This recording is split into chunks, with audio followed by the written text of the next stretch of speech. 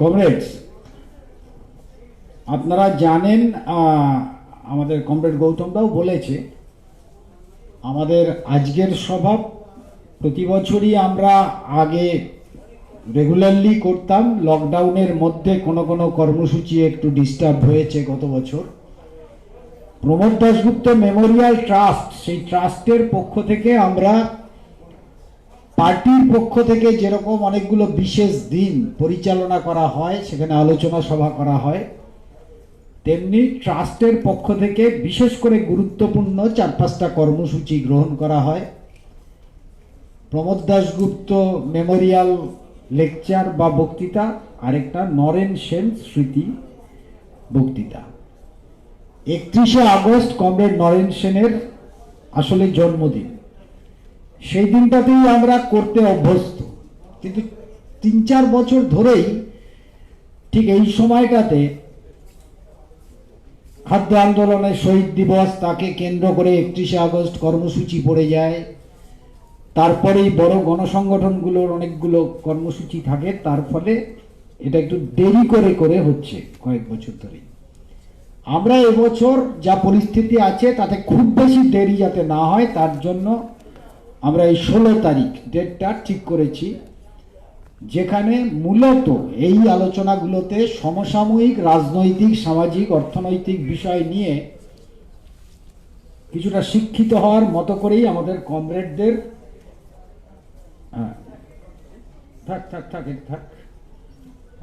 সামনে আমরা বক্তাদের নির্দিষ্ট টপিকস ঠিক করে আমরা আলোচনাটাকে সংগঠিত করি। আজকের আলোচনার বিষয় ইতিমধ্যেই আপনারা শুনেছেন, বক্তার নামও কমরেড দেবাশিস চক্রবর্তী আপনারা শুনেছেন। আমাদের সভা শুরু হবে মূলত দেবাশিস চক্রবর্তী বক্তা, কিন্তু মিটিংটা শুরু হওয়ার আগে আপনারা জানেন আমাদের ত্রিপুরা পার্টির সেক্রেটারি এবং কেন্দ্রীয় কমিটির মেম্বার, ভারতের কমিউনিস্ট পার্টি মার্ক্সবাদীর কমরেড গৌতম দাস, তিনি কোভিডে আক্রান্ত হয়ে খুবই সংকটজনক অবস্থায় কলকাতায় চিকিৎসার জন্য নিয়ে আসা হয়েছিল, অ্যাপোলো হাসপাতালে মারা গেছেন আজ সকালবেলা। তার প্রতি যা শোক, সেই শোক এখানে গ্রহণ করে তারপর আমাদের কর্মসূচি শুরু হবে। আমি অনুরোধ করব সবাই উঠে দাঁড়িয়ে 1 মিনিট নীরবতা পালন করবেন।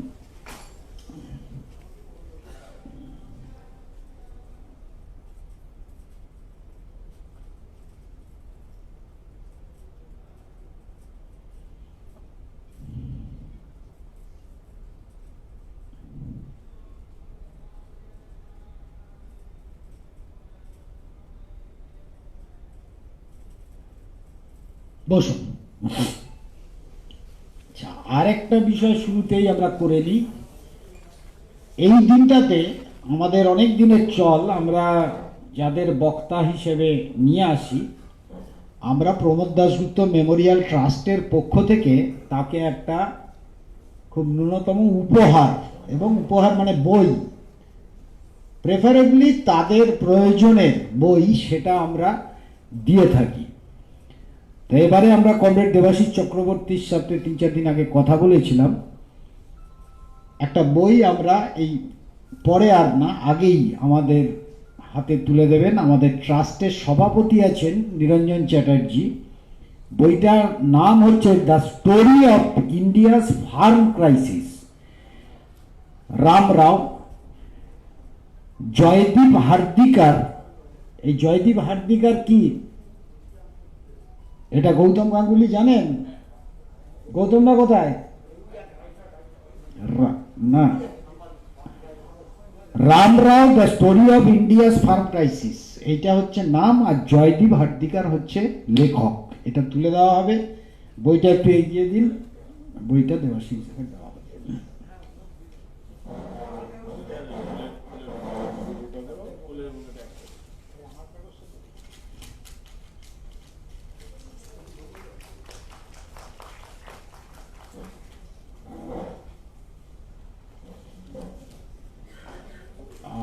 এখন আপনারা জানেন, আমি আগে বলছিলাম যে আফগানিস্তান, তাকে কেন্দ্র করে আফগানিস্তানের সাম্প্রতিক ঘটনাবলীকে কেন্দ্র করে বহু আলোচনা, পত্র পত্রিকা সাধারণ মানুষের মধ্যেও হচ্ছে। তার আমাদের যে মূল্যায়ন, যে দিকগুলো খতিয়ে দেখা দরকার এবং বর্তমান বিশ্বের প্রেক্ষাপটে আফগানিস্তানের এই বিষয়, এইটা আজকে রাখবেন কমরেড দেবাশিস চক্রবর্তী। তার ঘণ্টাখানেক সময় লাগতে পারে, একটু ধৈর্য ধরে নিশ্চয়ই কমরেডরা শুনবেন। তিনি প্রিপেয়ার্ড হয়ে এসছেন, যতটা পারা যায় কম সময় এখন কমরেড দেবাশিস চক্রবর্তী বলবেন।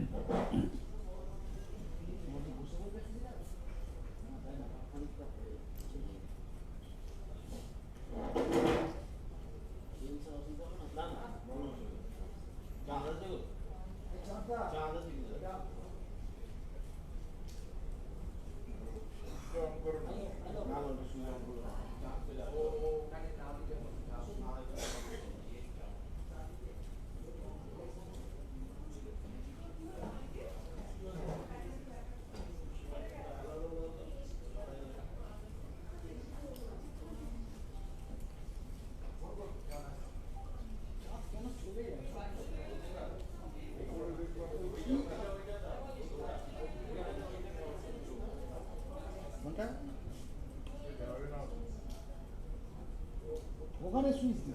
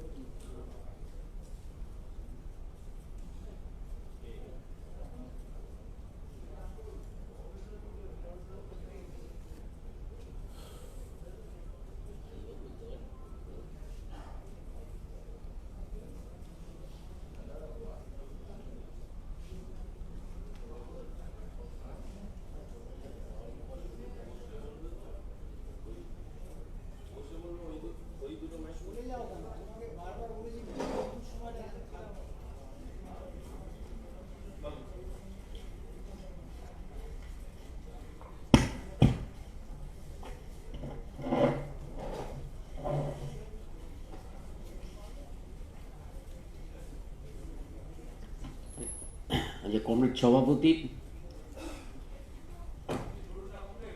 কমরেডরা, প্রথম কথা আমি বসে বলছি, এতে আপনাদের কোনো অসুবিধা হবে না তো? আমরা খুবই একটা দুঃখজনক ঘটনার দিন আমরা এই সভা করছি। শুনলেন কমরেড কল্লোল বললেন যে আমাদের পার্টির ত্রিপুরা রাজ্য কমিটির সম্পাদক কমরেড গৌতম দাস, তার অকাল মৃত্যু ঘটেছে বলাই ভালো। তিনি খুবই নিজের রাজ্যের গণ আন্দোলনের একেবারে অগ্রণী নেতা যেমন ছিলেন, তেমন পশ্চিমবঙ্গের কমরেডদের সাথে তার খুব হৃদয়ের সম্পর্ক ছিল। ফলে কঠিন পরিস্থিতির মধ্যে আমরা বলছি, আমরা আফগানিস্তান সম্পর্কে আলোচনা করব। বাঙালির কাছে আফগানিস্তান হচ্ছে, যতই যাই বই বলুন না কেন, যত মোটা বই হোক, বাঙালির কাছে আফগানিস্তান শেষ পর্যন্ত হচ্ছে সৈয়দ মুজতবা আলীর দেশে বিদেশে। যারা পড়েছেন তারা জানবেন, মুজতবা আলীর একজন ভৃত্য ছিল আব্দুর রহমান, পানশিরে বাড়ি। তার নাম ছিল যে 7 দিন ধরে বরফ পড়ে লোহার বারকোষে আনার জ্বালিয়ে তার উপর ছাই ঢাকা দিয়ে কম্বলের তলায় চাপা দিয়ে বসবেন জানালার ধারে। অনেক রকমের বরফ, কোনোটা সোজা, কোনোটা ছেঁড়া ছেঁড়া পেঁজা তুলোর মতো, কখনো ঘুরঘুরটি ঘন, চোখের সামনে পর্দা টেনে দেয়। যখন বরফ পড়া বন্ধ হবে তখন চকচক করবে বাইরে, বাতাসে বেরিয়ে তখন দম নিলে ফিরে এসে নাকি একটা আস্ত দুম্বা পর্যন্ত খাওয়া যাবে। এই ছিল আব্দুর রহমান।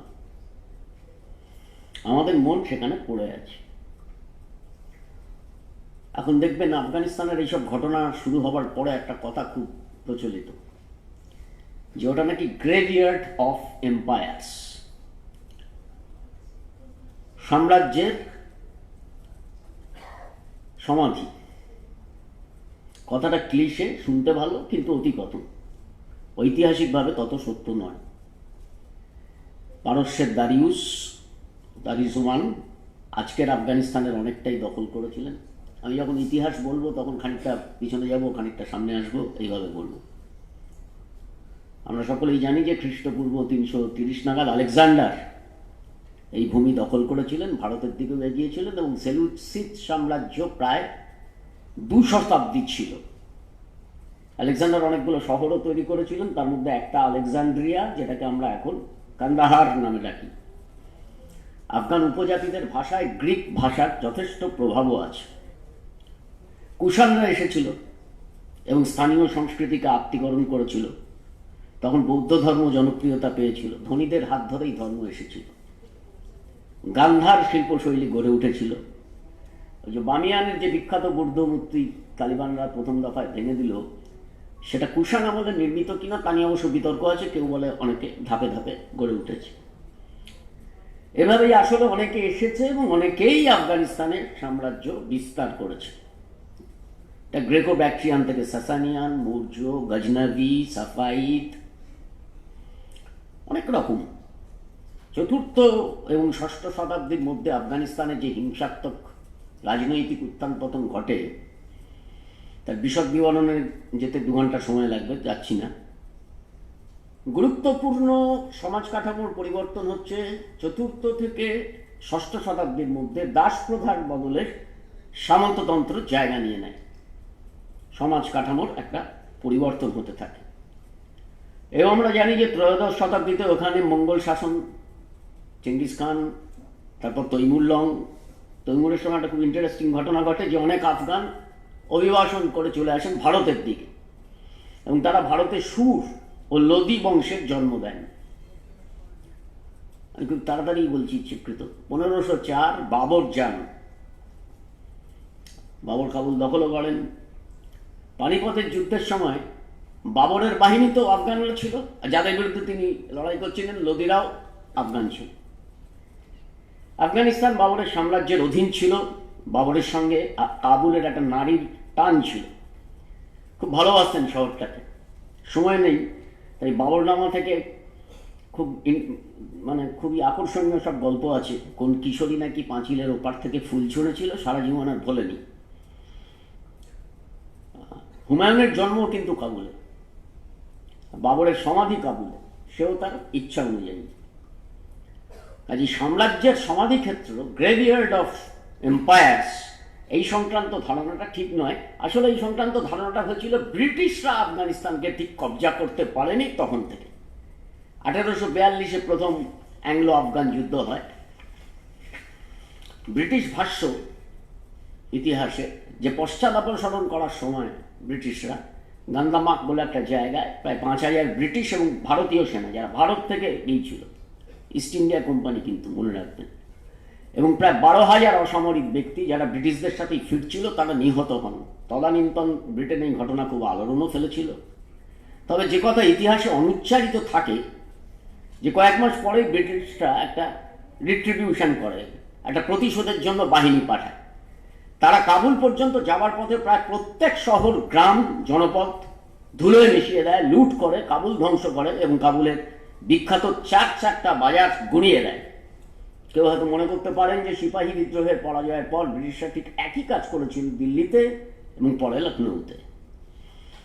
দ্বিতীয় অ্যাংলো আফগান যুদ্ধ ব্রিটিশরা সুবিধা করতে পারেনি। আর 3 নম্বর যুদ্ধটা হয় 1919। যুদ্ধ প্রায় শেষ হওয়ার আগেই একটা চুক্তি হয় এবং আফগানিস্তান ব্রিটিশ অধীনতা থেকে মুক্তি পায়। 1919-এ কিন্তু আফগানিস্তান স্বাধীন দেশ। ওই জন্য ব্রিটিশরা ওইটাকে বলে গ্রেভিয়ার্ড অফ এম্পায়ার্স। তাদের সাম্রাজ্যটা ঠিক আফগানিস্তানে টেকেনি। প্রসঙ্গত একটা কথা বলার লোভ সামলাতে পারছি না যে 1919 সালে আফগানিস্তান যখন স্বাধীন হয়, তখন প্রথম আফগানিস্তানকে স্বাধীন সার্বভৌম রাষ্ট্র হিসেবে স্বীকৃতি দেয় সোভিয়েত ইউনিয়ন, স্বয়ং লেনিন। তবে গত 20 বছর এই সামরিক অভিযান চালানোর পরে যেভাবে আমেরিকান সেনারা ফিরতে বাধ্য হলো, তাতে সমাধিক্ষেত্র কথাটা ন্যাচারালি আবার সামনে এসেছে।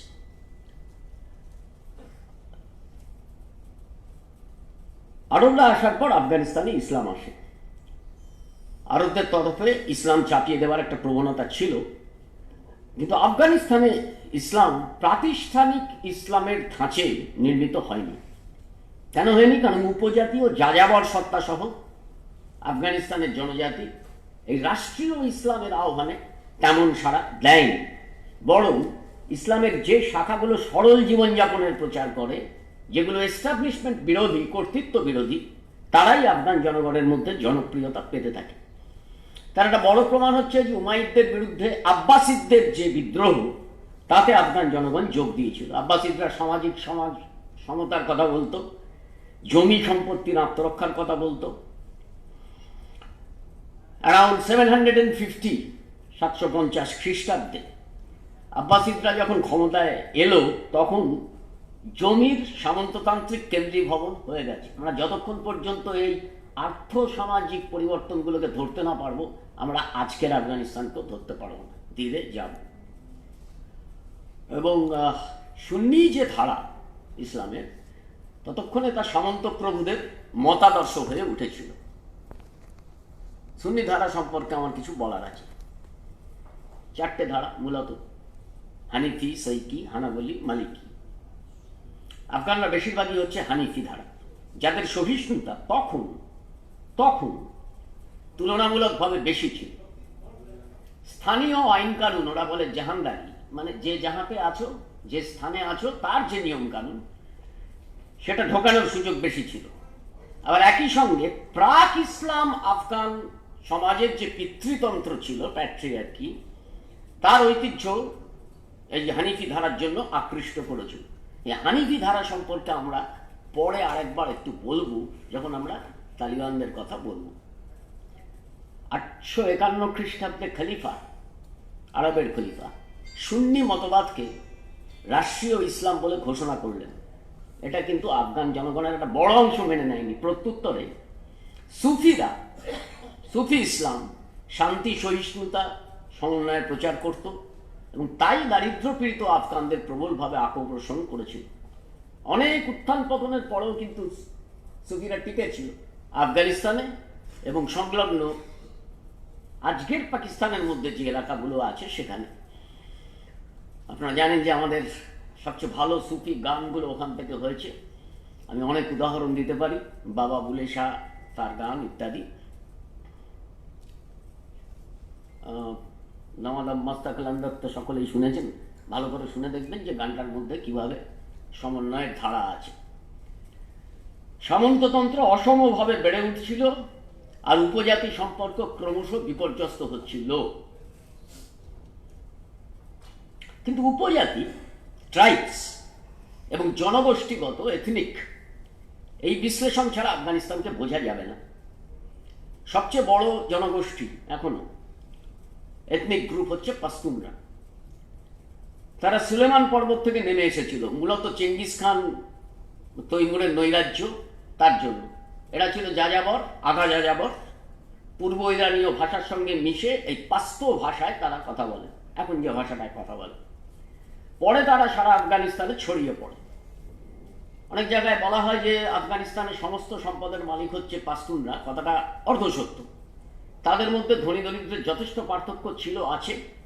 তবে এটা ঠিক যে জমির বেশিটা, গ্রামীণ আয়ের উৎসের বেশিটা, এবং সরকারি প্রতিষ্ঠান, সুযোগ সুবিধে, চাকরি, এর বেশিটাই এই পাশতুনদের দখলে। তালিবানরাও মূলত পাশতুন। এ থেকে কেউ মনে করে দেবেন না যে সব পাশতুনই তালিবান, মোটেই নয়। দ্বিতীয় বৃহত্তম উপজাতি বা জনগোষ্ঠী হচ্ছে তাজিকরা। ঠিক উপজাতি বলা ঠিক হবে না, তাজিকরা। এরা দারি ফার্সি ভাষায় কথা বলে। যে পঞ্চশির ভ্যালি উপত্যকার কথা কাগজে খুব আসছে, সেখানে এদের আধিপত্য। বাদাখশি, আন্দারাবির মতো এলাকায় তারা থাকে, এখন অবশ্য তারাও ছড়িয়ে পড়েছে। আর আছে উজবেকরা। এরা মূলত উত্তরাঞ্চলে থাকে, ভাষা উজবেকি, তার মধ্যে তুর্কি ভাষার প্রভাবও আছে। কিন্তু আমি আরেকটা এথনিক গোষ্ঠী সম্পর্কে আরেকটু বেশি বলবো এদের তুলনায়, কারণ অন্যরকম বলে।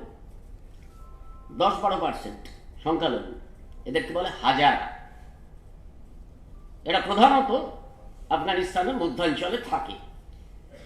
তাদের বসতি নিবিড় অঞ্চলকে হাজারাত বলা হতো বা বলা হয়ও এখন। এরা মূলত শিয়া, ইন দ্য মেইন শিয়া, অর্থাৎ সুন্নি নয়, মঙ্গল জনজাতি, এই তৈমুল্লংটমের বংশধর। এবং এদের চেহারাও কিন্তু মঙ্গলয়েড চেহারা। কাবুলিওয়ালা বলতে আমাদের যে চেহারা আমাদের চোখে ভেসে ওঠে, হাজারাদের চেহারা ঠিক সেরকম না, নাকটা একটু চাপা। তারা নিপীড়িত, তাদের মধ্যে দারিদ্র প্রবল, তাদের মধ্যে অশিক্ষা প্রবল। যারা খালিদ হুসাইনির লেখা কাইট রানার উপন্যাস পড়েছেন, নিশ্চয়ই অনেকে পড়েছেন, কেউ সিনেমাও দেখেছেন হয়তো, তারা জানবেন যে গল্পটা এইরকম যে কাইট রানা দুটো বাচ্চা ছেলের গল্প, বড় হওয়ার গল্প। আমির এবং আমিরের বাবার ভৃত্য আলী, তার ছেলে হাসান। এই হাসান ছিল হাজারা, আলী হাসান এরা হাজারা ছিল, আর আমিরা ছিল পাস্তুন বড় লোক। কিন্তু দুজনের খুব বন্ধুত্ব ছিল। কাহিনীর অনেক টানাপড়ান আছে, আমি তার মধ্যে যেতে চাই না। পাড়ায় একটা মস্তান গোছের ছেলে ছিল, টিনেজার মস্তান, তার নাম আসিফ। তার হাতে হাসান মার খেত, আর আমির একটু ভীতু। সে তার বন্ধুকে মার খেতে দেখেও খুব প্রতিরোধ করতে পারেন, পরে এ নিয়ে খুব অনুতাপ করেছে।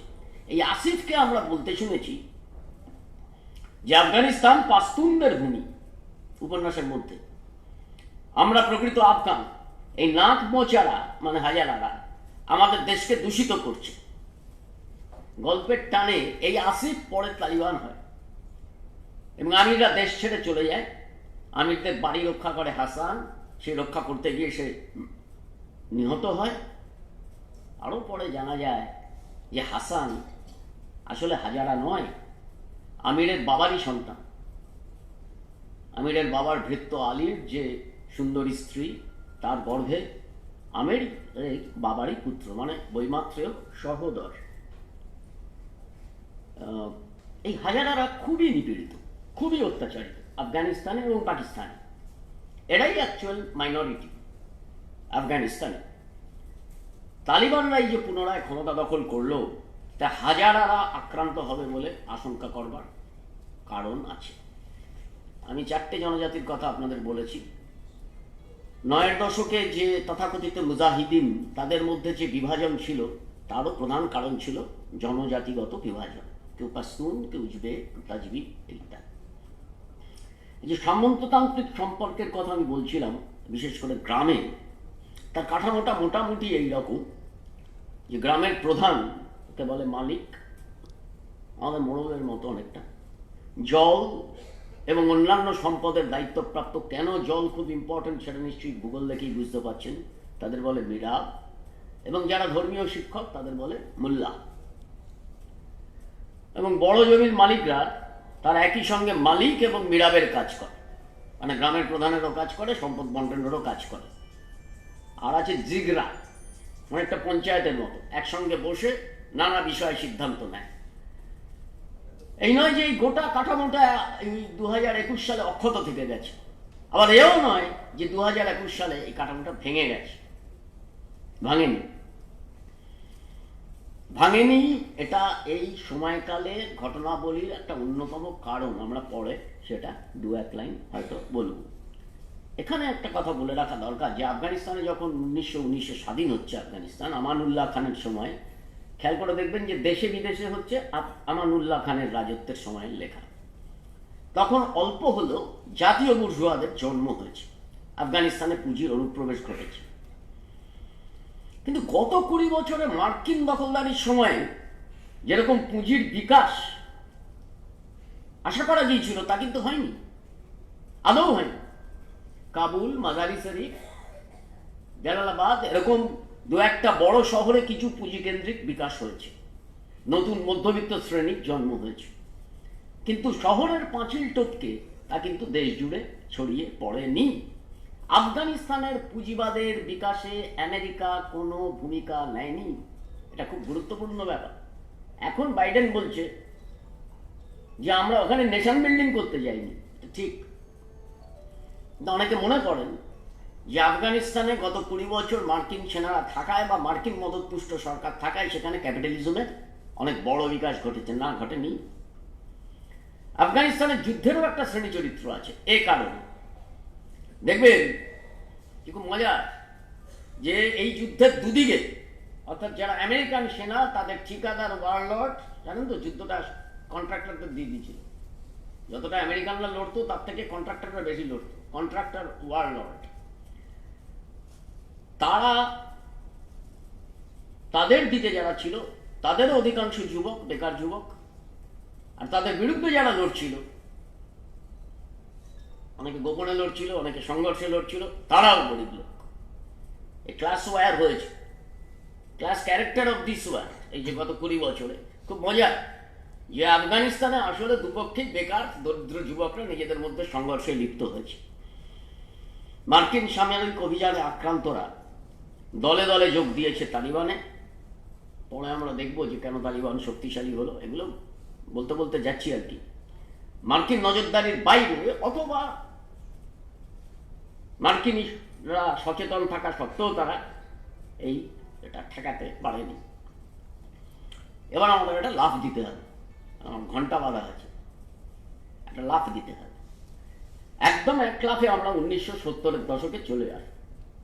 এটা ইতিহাসের পুনর্বর্ণনা নয়, কেননা আজকের আফগানিস্তানের যে সংঘাতের কাহিনী সেটা শুরু হয়েছে 1970-এর দশক থেকে।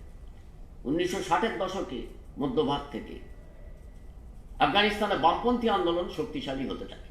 যেটুকু শিল্প গড়ে উঠেছিল সেখানকার শ্রমিকদের মধ্যে ট্রেড ইউনিয়ন হয়, ছাত্রদের মধ্যে সংগঠন হয়। কাবুল বিশ্ববিদ্যালয়ে অ্যাকচুয়ালি বামপন্থী ছাত্ররা মেজরিটি ছিল। 1965-তে তৈরি হয় PDPA, people's democratic party of Afghanistan.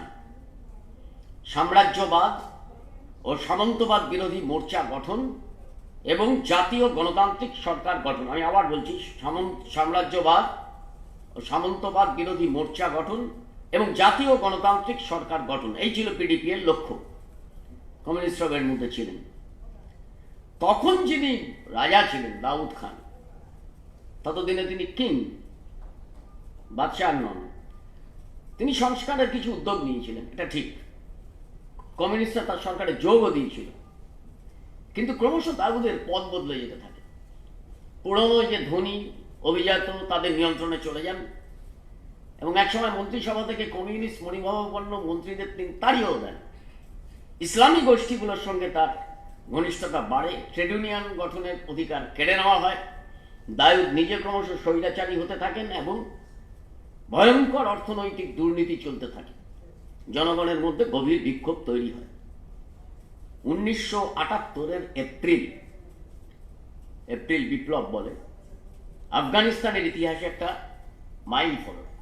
ওটা ধরলে পুনরাও বোঝা যায়, সামনেটাও বোঝা যায়। 1978-এর 19শে এপ্রিল, খুবই সংক্ষেপে বলছি আমি, কারণ পরে আমার অন্য কথা বলতে হবে। জনপ্রিয় পিডিপিএ শ্রমিক নেতা মীর আকবর খাইবার তিনি নিহত হন। তার হত্যাকাণ্ডের পরে এক শোকযাত্রা বেরোয়, সেটা কার্যত গণ অভ্যুত্থানে পরিণত হয় এবং জমায়েতটা হয় রাষ্ট্রপতি প্রাসাদ, লক্ষ্য করুন, এবং মার্কিন দূতাবাসের সামনে।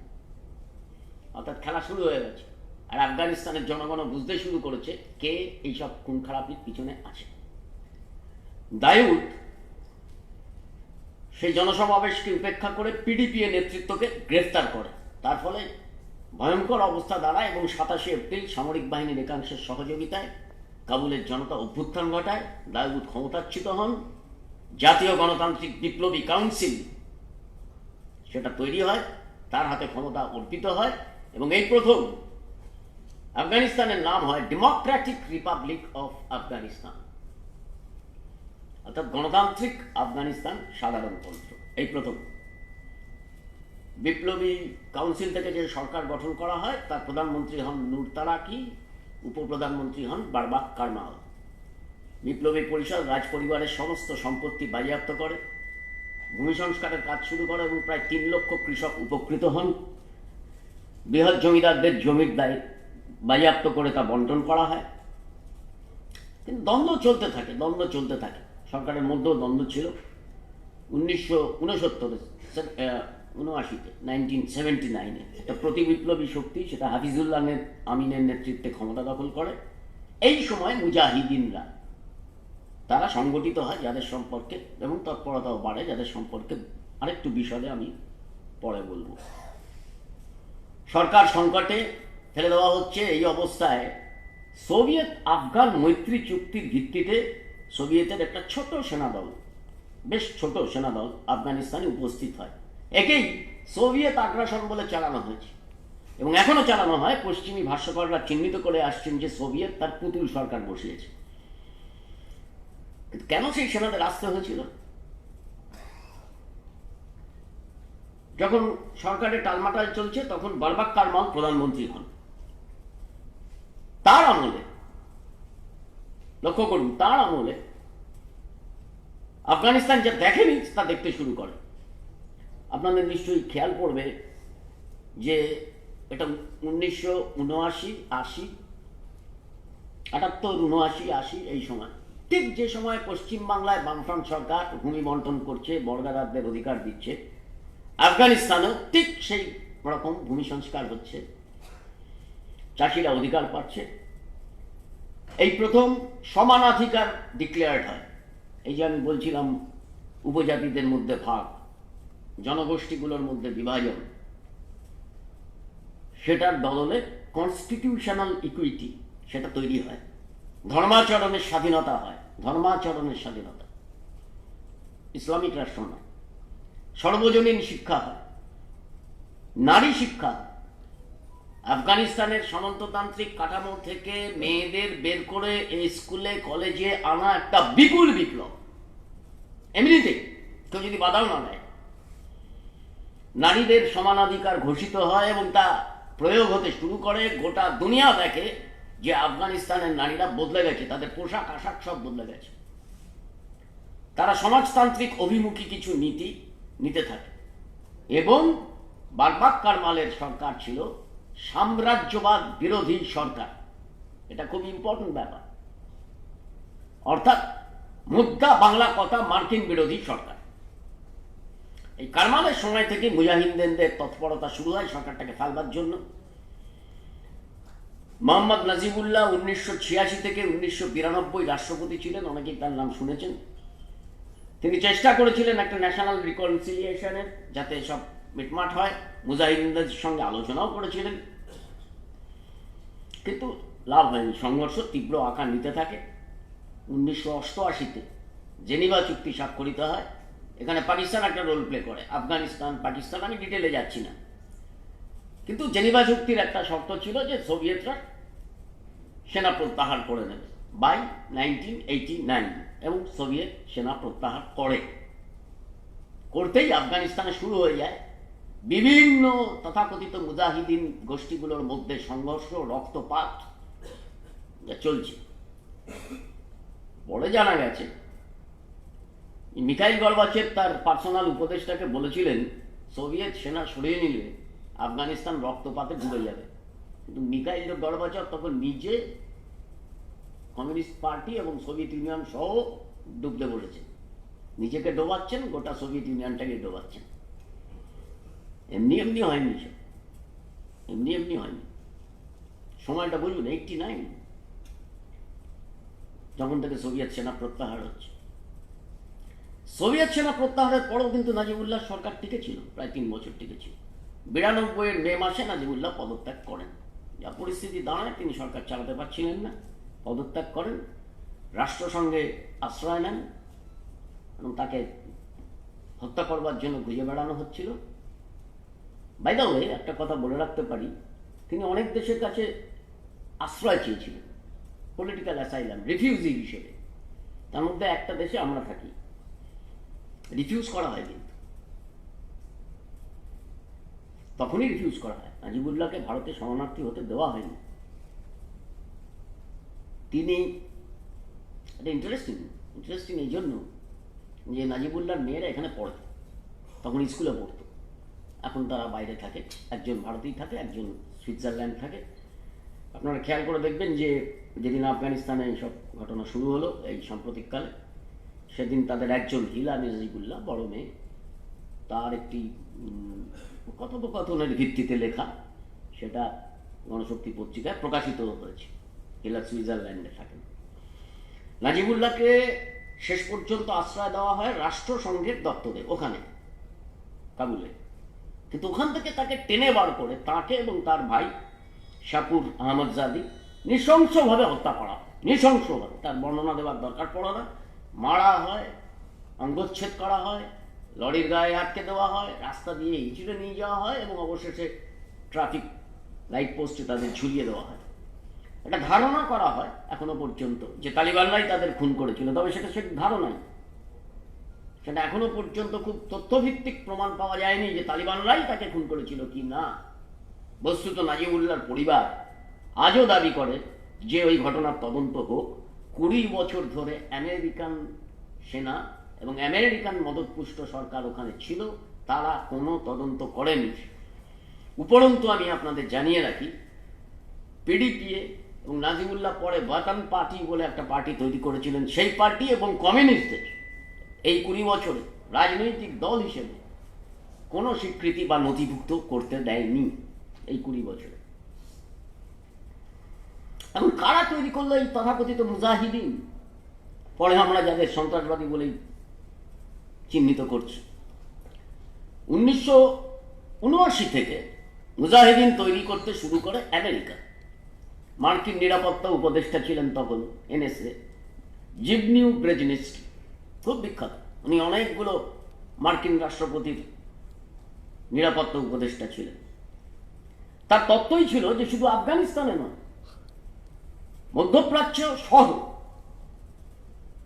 মধ্য এশিয়ায় মুসলিম নিবিড় যে দেশগুলো, সেখানে যদি সমাজতান্ত্রিক ধ্যান ধারণাকে ঠেকালে হয়, তবে ইসলামী মৌলবাদকে এই কাজে ব্যবহার করো। এটা ব্রেজনেস্কি থিওরি।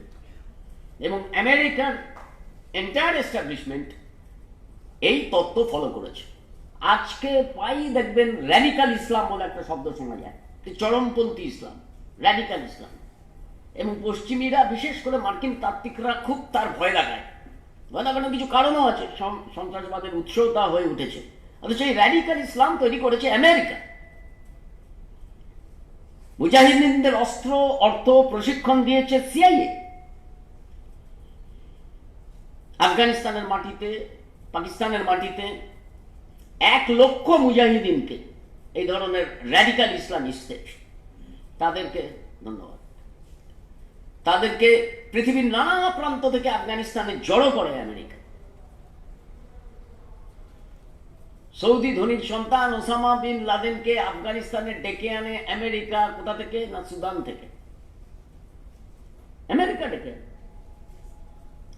পরে তাকে খুঁজবার জন্য এবং মারবার জন্য এই এত কিছু। সিআইএ, পাকিস্তানের গুপ্তচর সংস্থা আইএসআই এবং সৌদি গুপ্তচর সংস্থা মিলে তৈরি করেছিল মাকতাব আল খিদমার, ইংরেজিতে ম্যাক। এই ম্যাকই অস্ত্র বন্টন এবং প্রশিক্ষণের মূল কাজ করত। 1987-তে ম্যাকের অন্যতম সর্বোচ্চ নেতা ছিলেন ওসামা বিন লাদেন। আর 1988-তে তৈরি হয় আল কায়দা। সবের সম্পর্ক আছে তো। তাকে আফগানিস্তানে এনেছে আমেরিকা। এমনকি সোভিয়েত বিরোধী যুদ্ধে শান্তির দূত হিসেবে পশ্চিমী সংবাদ মাধ্যমে তার ছবি বেরিয়েছে, খবর বেরিয়েছে বড় বড় করে। শুধু ওসামা বিন লাদেনের প্রশ্নই না, ধরুন গুলবুদ্দিন হেকমতিয়ার, এদের নাম শোনা যায় তো খুব, সিবাতুল্লাহ মুজাহিদি, বুরহানুদ্দিন রাব্বানি, এবং তাদের সব আলাদা আলাদা গোষ্ঠী ছিল। এই সন্ত্রাসবাদীরা সব প্রশিক্ষণ পেয়েছে সিআইএর কাছ থেকে আফগানিস্তানের বিভিন্ন জায়গায়। এদের মধ্যে হেকমাতিয়ার ছিলেন সবচেয়ে হিংস্র। বেঁচে আছে লোকটা, তালিবানকে সমর্থন করেছে। এরা বোরখা না পরা মেয়েদের মুখে অ্যাসিড ছুঁড়ে মেরেছে। 1992 সালে কাবুল দখল করবার পর, অর্থাৎ নাজিবুল্লাহর হত্যাকাণ্ডের পরে, যে হত্যা, লুট এবং ধর্ষণের অভিযান চলে কাবুলের বুকে, তাতে প্রায় 2000 লোক মারা যান। আরেকটা জোটের কথা আমি এই প্রসঙ্গে বলে রাখি, নর্দার্ন অ্যালায়েন্স, উত্তরের জোট, এর কথাও আপনারা প্রায় শুনছেন। আহমদ শাহ মাসুদ এই উত্তরের যেটা নেতা ছিলেন, এটা ঠিক যে তালিবানদের সাথে তাদের সংঘর্ষ হয়েছিল, কিন্তু এই গোষ্ঠী এখন যারা ওই পঞ্চশিরের কিছুদিন তথাকথিত কোট আনকোট রেজিস্ট্যান্স করেছে ছিল, মাসুদের ছেলে আমানুল্লাহ সালে যিনি উপরাষ্ট্রপতি ছিলেন, এরকম কয়েকজন। মজার কথা হচ্ছে যে এই মাসুদ বা এই নর্দার্ন অ্যালায়েন্স এরা তালিবানদের সাথে একটু ধাক্কাধাক্কি করেছে, কথা ঠিক, কিন্তু এরাই ছিল আমেরিকার সবচেয়ে কাছের। এবং এই যে ক্ষমতাচ্যুত যে সরকারটা হলো গেল, আফগান গানির সরকার, তার যে উপরাষ্ট্রপতি ছিলেন আমানুল্লাহ সালে, যিনি পঞ্চশিরে বসে, আপনাদের মনে আছে নিশ্চয়ই, আগস্টের 16, 17, 18 দাবি করছিলেন যে তিনি যেহেতু রাষ্ট্রপতি দেশ ছেড়ে চলে গেছেন গনি, ফলে তিনি হচ্ছেন দেশের বৈধ রাষ্ট্রপতি। এই আমানুল্লাহ সালে ছিল সিআই এর 1 নম্বর পয়েন্টসম্যান। আমি এটা ইচ্ছে করে একটু বললাম, 2001 সালে যখন টুইন টাওয়ার আক্রান্ত হয়, মানে নিউ ইয়র্কে ওয়ার্ল্ড ট্রেড সেন্টার এবং তারপরে পেন্টাগন আক্রান্ত হয়, তালিবানদের বিরুদ্ধে যখন ওরা অভিযান শুরু করে আমেরিকা, তখন উত্তরের জোট আমেরিকার সঙ্গী ছিল। আফগানিস্তানে বামপন্থাকে হত্যা করতে, গণতান্ত্রিক স্রোতকে হত্যা করতে নর্দার্ন অ্যালায়েন্সের অবদান মোটেই কিছু কম না। এটা কেন বললাম? সোশ্যাল মিডিয়াতে অন্তত আমার চোখে পড়েছে, এটা আমার স্মারক বক্তৃতার বাইরে, ধরে নিন দুটো ব্র্যাকেটের মধ্যে বলছি, সোশ্যাল মিডিয়াতে আমার চোখে পড়েছে যে নর্দার্ন অ্যালায়েন্স সম্পর্কে কোনো একটা নরম মনোভাব কেউ কেউ পোষণ করেন, কেউ কেউ লিখে বসেন একটা একদম টিপিক্যাল পশ্চিমী সংবাদ মাধ্যমের ভাষা, ওই মাসুদকে, পুরনো মাসুদ, মানে এই মাসুদের বাবা মাসুদ, লায়ন অফ পাঞ্জশির, পাঞ্জাশিরের সিংহ। ও কিছু সিংহ না, ও সিআই এর সিংহ, ও কিচ্ছু সিংহ না। আর এই যাদের সাথে কথা হচ্ছে এখন, তালিবানদের সঙ্গে যারা আছে, অনেকগুলো মন্ত্রিত্ব পেয়েছে হাক্কানি গোষ্ঠী, যারা পাকিস্তান বেস ছিল মূলত, হাক্কানি, এরা তাজিক, ভুল বললাম, উজবেক। এই হাক্কানি গোষ্ঠীর সঙ্গে খুবই ফায়ার্স টেররিস্ট এরা। পাকিস্তানে খুব বড় বড় ঘটনা ঘটিয়েছে, এই যে হাজারাদের হত্যার পিছনে এদের বড় বড় কাণ্ড আছে, অনেক বড় বড় বিস্ফোরণ আফগানিস্তানে ঘটেছে। এই যে হাক্কানিরা, এদের সাথে সিআই এর সম্পর্ক বহু পুরনো। 2001 সালে নিউ ইয়র্কে যে আক্রমণ হয়, ওয়ার্ল্ড ট্রেড সেন্টার, পেন্টাগনে যে আক্রমণ হয়, জানেন আপনারা, বিমান নিয়ে আক্রমণ, তারপর কি হয়েছিল 9/11, আমি তার ব্যাখ্যা যাচ্ছি না। তো প্ল্যান কোথায় হচ্ছে? আফগানিস্তানের পাহাড়ে বসে। সকলে জানে এর প্ল্যান হচ্ছে সৌদি আরবে বসে, জার্মানিতে বসে, এবং অংশত আমেরিকার মাটিতে বসে। আত্মঘাতী বিমান হানার মতো তার অত্যাধুনিক প্রযুক্তি ব্যবহার করে ভয়াবহ এক ধরনের আক্রমণ, তার নকশা আফগানিস্তানের পাহাড়ে হতে পারে না। একথা বারে বারে উঠে এসেছে। সৌদি আরব সম্পর্ক কোথায়? নড়তে দেখা যায় না। ওসামা বিন লাদেন তো সৌদি আরবের লোক, নড়তে দেখা যায় না তো আমেরিকাকে। হ্যাঁ, জার্মানিতে ছেড়েই দিন। এখন বাইডেন সেদিন বললেন যে 9/11 কমিশন, মানে 11ই সেপ্টেম্বর 2001-এর 11ই সেপ্টেম্বরের ঘটনার যে তদন্ত কমিশন হয়েছে, তা অংশত ডিক্লাসিফাই করা হবে, অর্থাৎ গোপনীয় থাকবে না, অংশত কিছুটা নাকি পড়া যাবে, দেখা যাক বেরো। এবার তালিবানদের কথা, যাদের নিয়ে আমাদের এত মাথা ব্যথা। তালিবান কথাটা হচ্ছে পাস্তো, ভাষাটা পাস্তো। তালিব মানে ছাত্র, তার বহু বচন হচ্ছে তালিবান। এখানে এমন কয়েকজন আছেন যারা উর্দু ভাষী, আমার থেকে অনেক ভালো তারা ধরতে পারবেন। তালিবরা পড়াশোনা করেছে আফগানিস্তান, পাকিস্তানের মাদ্রাসায়। একাংশের মাদ্রাসায় এই র্যাডিক্যাল ইসলাম বা চরমপন্থী ইসলামের শিক্ষা দেওয়া হয়েছে। মুশকিল হচ্ছে সেখানেও আমেরিকার হাত।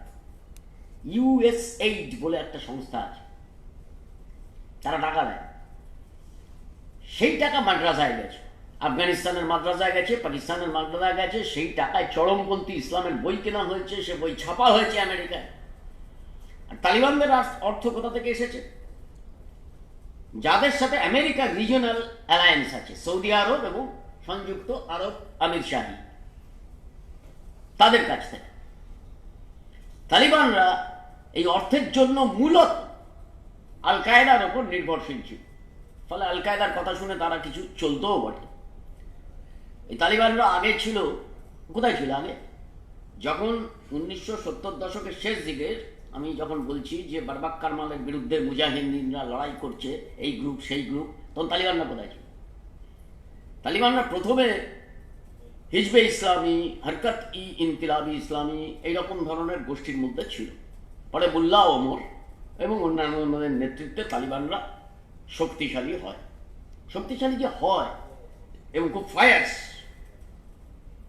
খুব খুব আগ্রাসী হয়, তার একটা বড় কারণ হচ্ছে সৌদি আরব থেকে থ্রু আল কায়দা and through other radical Islamic Trends তারা ওয়াহাবি ইসলামের যে মতাদর্শ সেটা গ্রহণ করতে শুরু করে, যা আফগানিস্তানের জীবনযাত্রা, আফগানিস্তানের সংস্কৃতি, আফগানিস্তানের ইসলামী সভ্যতার সাথে মোটেই মেলে না।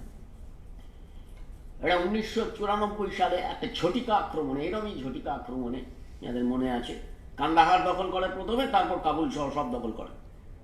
এই মাসুদের বাহিনী তখন হিন্দুকুশে চলে যায়, তালিবানরা ক্ষমতায় বসে এবং তারপর আমি বর্ণনা করতে চাই না, একটা চরম অত্যাচারী বর্বর একটা সরকার তারা তৈরি করে এবং অত্যাচারী শাসন হিসেবেই তালিবানদের প্রথম দফার শাসন চিহ্নিত হয়ে রয়েছে। এখন তালিবানরা কি পাল্টাবে? তালিবানরা কি মডারেট হবে? তালিবান 2.0 মানে দ্বিতীয় সংস্করণের তালিবানকে কি আমরা দেখতে পাবো? এটা অনেক কিছুর উপর নির্ভর করে। আফগানিস্তানের ভেতরের ঘটনা, আন্তর্জাতিক প্রেশার, দেখব, সময়ের অপেক্ষা। কিন্তু এদের মতাদর্শগত ভিত্তি কি, এটা আমাদের একটু বোঝা দরকার। আইডিওলজিক্যাল ভিত্তিটা কি? আমি সুন্নি ইসলামের হানাফি ধারার কথা আগে আপনাদের বলেছিলাম এবং বলেছিলাম যে তালিবান যখন আমি আলোচনা করব তখন একটু বিশদে করব। আবু হানিফা আন নুমানের নাম থেকে ইসলামিক জুরিসপ্রুডেন্স বা ইসলামী বিচারধারার এই ধারাটির নাম হানিফি ধারা। এটা আব্বাসিদদের পৃষ্ঠপোষকতায় এই ধারা ছড়িয়ে পড়ে এবং ভারতীয় উপমহাদেশেও ছাড়া। ইসলামী বিচারধারা, interpretation of Islam, Islamic life কেমন হবে তার ইন্টারপ্রিটেশন কেমন হবে। এই যে কথাটা খুব উঠছে, শরিয়া, আমরা যখন শরিয়াত বলি ভারতে, মূলত শরিয়া, আরবিক উচ্চারণটা হচ্ছে শরিয়া। শরিয়া মানে কি? শরিয়া মানে হচ্ছে রাস্তা, দ্য ওয়ে, কোন পথে হাঁটব। এই যে হানিফি ধারা, এই হানিফি ধারায় শরিয়ার উৎস হিসেবে কোরআন আছে, হাদিস আছে, হাদিস বলে অনেকে, ইজমা আছে। ইজমা মানে ইংরেজিতে বলা যেতে পারে কনসেনসাস, সহমত। কিয়া আছে, কিয়াটা খুব ইন্টারেস্টিং। কিয়া হচ্ছে লিগাল অ্যানালজি, অনেকটা হোমিওপ্যাথির মতো, সিমিলিয়া সিমিলি। আগে এটা ঘটেছিল, তখন এই কারণে এই সিদ্ধান্ত নেওয়া দেখা গেছিল, ভালো হয়েছে, সুতরাং এখন এটা ঘটেছে, ওই রকমই একটা সিদ্ধান্ত নিলে মনে হয় ভালো হবে। লিগাল অ্যানালজি কিয়া, কিয়াকে খুব মান্যতা দেয়, কিয়া খুব গুরুত্বপূর্ণ। এবং এটা ধরে নেওয়া হয় যে আবু হানিফাই প্রথম যিনি কোরআন হাদিস যেখানে সাইলেন্ট, চুপচাপ, ঠিক কোরআন হাদিসে সন্ধান মিলছে না বা অ্যাম্বিগুয়াস, কি বলছে বোঝা যাচ্ছে না, দুটো মানে হতে পারে, তখন কিয়াকে মান্যতা দেওয়ার কথা, কিয়ার আশ্রয় নেওয়ার কথা আবু হানিফা বলেছিলেন। তালিবানদের যে হানাফি ইসলামিক আইন সম্পর্কে যে ব্যাখ্যা, এই যে হানাফি বিচারধারা, তারও দেওবন্দি শাখা, দেওবন্দ কিন্তু আমাদের এখানে ভারত, উত্তরপ্রদেশে,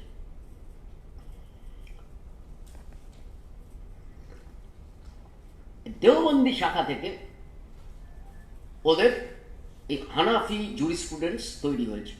ইসলামকে কিভাবে দেখব, জীবনে কিভাবে প্রয়োগ করব। শুধু বই থেকে হয়নি, তাহলে এরকম হতো না। খুবই ইম্পর্টেন্ট, খুবই ইম্পর্টেন্ট। এতক্ষণ আমরা যা বলেছি সেই জন্যই বলছিলাম যে গ্রামীণ এবং উপজাতি সমাজের যে বাস্তব অভিজ্ঞতা, ইংরেজিতে বলা যাবে যেটা লিভড এক্সপেরিয়েন্স, যে যে যে যে যে জীবনযাত্রার মধ্যে দিয়ে সে বড় হয়েছে, যে জীবনযাত্রা সে গ্রহণ করেছে, গোটা সমাজ যে কাঠামোর ভিত্তিতে চলেছে গ্রামীণ এবং উপজাতি, তার সঙ্গে এই ইসলামিক জুরিসপ্রুডেন্সকে সে যুক্ত করেছে। এই কারণেই এই ধারা আধুনিকতা সম্পর্কে সন্দিহান, এটা সামন্তবাদী কাঠামোয় বাধা, এটা ধর্মতন্ত্রের প্রতি সম্পূর্ণত অনুগত। মোল্লা তারা আধিপত্য করে এই ধারাটা। দেখবেন তালিবানরা ক্ষমতা দখলের পরেই আফগানিস্তানের নাম দিয়েছে Islamic Emirate of Afghanistan. Emirate বললো আমির শাহী, দেখেন আমিরকে হয়তো হয়ে যাচ্ছে না, কাঠামোটাও তাই। এখনো পর্যন্ত ফর্মাল কনস্টিটিউশনাল কাঠামো নেই, কিন্তু যে অন্তর্বর্তী কাঠামোটা তৈরি হয়েছে তা থেকে এরকম ধারণা করা যাচ্ছে যে হাবিবুল্লাহ আখুনজাদা, মোল্লা হাবিবুল্লাহ আখুনজাদা, তিনি হবেন সুপ্রিম লিডার। যেমন ইরানে আছে খামেইনি, তিনি ঠিক রাষ্ট্রপ্রধান নন, কিন্তু সুপ্রিম লিডার। এই যে লোকটা, এই যে আখুনজাদা বলে লোকটা, 2016 সালের পর এর কোনো ছবিও বেরোয়নি। অনেকে বলে বেঁচে নেই, কনসেপ্ট, আইডিয়া না, আসলে হয়তো বেঁচেই আছে। এই আখুনজাদা হচ্ছে মূলত ধর্মীয় নেতা। এই যে খুব সামরিক অভিযানে নেমেছিল তা না, অর্থাৎ একটা সুপ্রিম লিডার থাকবে, তার তলায় একটা রাহবরি থাকবে, যেখানে ইসলামিক নীতি ঠিক হবে, তার তলায় শুরা থাকবে, যেখানে প্রতিদিনের জীবনযাত্রার কিছু নীতি ঠিক হবে। অর্থাৎ শেষ পর্যন্ত কিন্তু এটা মোল্লাতন্ত্র। এখন এটা থেকে ওরা কতটা বেরোতে পারবে কিনা, বেরোতে বাধ্য হবে কিনা, আমি এ কথা খুব খোলাখুলি বলে দিতে চাই। এ থেকে কারোর যদি ধারণা হয় যে ইসলামটাই এমন, তাহলে খুব মুশকিল। ইংরেজিতে অনেকে বলেন যে there is no Islam, there are Islams. একটা ইসলাম নেই, অনেক ইসলাম আছে, তার অনেক ইন্টারপ্রিটেশন আছে। এটা একটা পার্টিকুলার ইন্টারপ্রিটেশন, যা র্যাডিক্যাল ইসলাম। কোনো ধর্ম তার সমাজ বিকাশের প্রভাব থেকে মুক্ত হয়ে বিশুদ্ধ আকারে বাঁচতে পারে না, বাঁচেনি। খ্রিস্টান ধর্ম বাঁচেনি, ইহুদিদের ধর্ম বাঁচেনি, জরথ্রুস্টের ধর্ম বাঁচেনি, বৌদ্ধ ধর্ম একেবারে গেছে, হিন্দু ধর্ম বাঁচেনি। সমাজ যেমন যেমন বিকশিত হচ্ছে তেমন তেমন প্রভাব সে ধর্মের মধ্যেও পড়েছে, ইসলামের মধ্যেও পড়েছে, প্রবলভাবে পড়েছে। আফগানিস্তানের সমাজ বিকাশ, আফগানিস্তানে একটা ট্রেইট অফ ইসলাম তৈরি করেছে, একটা বিচারধারা তৈরি করেছে, যা তালিবানরা সামনে নিয়ে এসছে। এবার ওরা কি করবে জানি না। বিশেষ করে উদ্বেগের বিষয় ছিল প্রথম দফায় মহিলাদের ওপর আক্রমণ, বড় বড় আক্রমণ হয়েছিল, সকলেই জানেন। এবারে এখনো পর্যন্ত বলেছে যে বিশ্ববিদ্যালয় পর্যন্ত পড়তে পারবে, তবে পোশাক বিধি চালু হবে। বাই দ্য ওয়ে, আফগানিস্তানে যারা এই টালিবানরা আসার আগে আমেরিকা থাকার সময়তেও যারা কলেজ বিশ্ববিদ্যালয়ে পড়তে আসতেন, যে মহিলারা, তাদের মেজরিটি হিজাব পরেই আসতেন, অনেকে বোকরা পরেই আসতেন। সহশিক্ষা বা কো এডুকেশন নিষিদ্ধ, রাজনীতি বা প্রশাসনে এদের কোনো ঠাঁই থাকবে, মেয়েদের কোনো ঠাঁই থাকবে বলে মনে হচ্ছে না, এমন আশা করা কঠিন হবে। আমার অবশ্য আরও চিন্তা আছে, এটা খুবই গুরুত্বপূর্ণ চিন্তা যেটা বললাম, কিন্তু আমার একটা খুব পার্সোনাল চিন্তা আছে যে গান বাজনার কি কেউ জানে না। কারণ তালিবানরা তাদের প্রথম দফায় কাউকে গান করতে দেয়নি, বাজাতে দেয়নি, মনে করতো ওটা ইসলাম বিরোধী। আফগানিস্তানের রাবাবের শুনেছেন কেউ? রাবাব একটা বিনার মতো বাজনা, অসাধারণ। রাবাবের সুর কি আর শোনা যাবে জানি না। আচ্ছা, এই যে তালিবানরা ফিরে এলো এবং আমেরিকা আফগান যুদ্ধ, যাকে শেষ পর্যন্ত আমেরিকানরা বলেছিল ওয়ার এগেইনস্ট টেররিজম, সন্ত্রাসবাদের যুদ্ধ, তা কি দাঁড়ালো? প্রথম কথা হচ্ছে বিন লাদেনের জন্য আমেরিকা আফগানিস্তানে যায়নি, যদি যেত তাহলে ওখানে দাঁড়িয়ে থাকতো। ধরে নিলাম তালিবানরা বিন লাদেনকে সাহায্য করেছে, বিন লাদেন গিয়ে আল কায়দার প্ল্যানিং করেছে, ওই দুটো ভেঙে দিয়েছে, 5,000 মার্কিনী নিউ ইয়র্কে মারা গেছেন, ওগুলো সব মেনে নিলাম। তারপরেও তো বিন লাদেন ধরা পড়েছে অনেকদিন আগে, তারপরেও 10 বছর ছিল, মানে ধরা পড়েনি, মারা গেছে আবুধাবিতে। এনি হোক, তাহলে আমেরিকা আফগানিস্তানে থাকতো। আমেরিকা তো আফগানিস্তানে থাকেনি, 2 বছরের মাথায় ইরাকে গেছে। একটা মিথ্যে অজুহাতে গেছে যে ইরাকে সাদ্দাম হুসেনের প্রশাসনের হাতে পরমাণু অস্ত্র আছে। তারপর তো একদিন পর্যন্ত আমেরিকা ছিল, কেউ কোথাও খুঁজে পেয়েছেন নাকি? কোথাও নিজেরাও খুঁজে পেয়েছে কোনো পরমাণু অস্ত্র কিংবা পরমাণু অস্ত্র তৈরি করবার কারখানা কিছু নেই, সম্পূর্ণ মিথ্যা কথা। এবং তখন আমেরিকার যে ডিফেন্স সেক্রেটারি ছিলেন কলিন পাওয়েল, যিনি রাষ্ট্রসংঘে সেই বিখ্যাত বক্তৃতা দিয়েছিলেন 8ই মার্চ 2003 সালে, যে হ্যাঁ আছে, আমি জানি, এই আছে, আমার কাছে এই এভিডেন্স আছে। সেই পাওয়েল তো পরবর্তীকালে বলেছেন যেগুলো সবই গুজবের ভিত্তিতে তৈরি এভিডেন্স।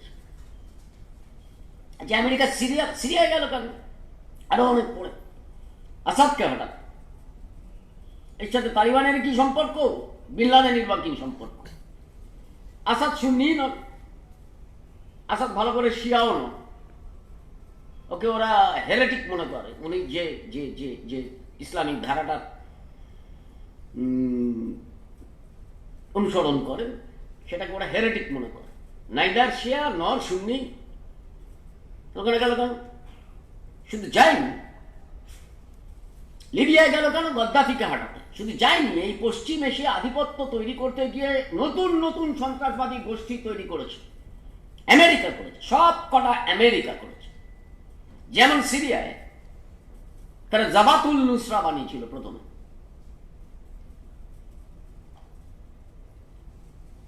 টার্কির দক্ষিণ অংশ থেকে, তুরস্কের দক্ষিণ অংশ থেকে, জর্ডান থেকে এসেছে, লিবিয়া থেকে এসেছে, টেনে এনেছে এক জায়গায়, এনে এই আলেপ্পো ওখান দিয়ে আক্রমণ করেছে, দামাস্কাসের দিকে এগিয়েছে। জাবাতুল নুসরা একেবারে তালিবান।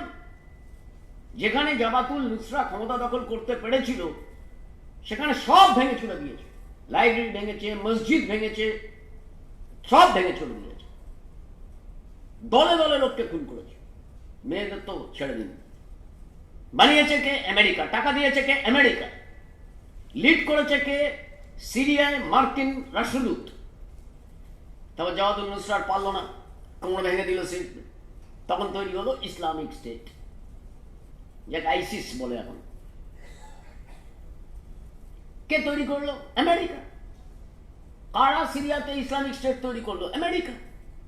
দুনিয়া থেকে গেল, আমাদের এখান থেকেও গেছে, দুনিয়া থেকে গেল, বিশেষ করে উত্তর আফ্রিকা থেকে গেল।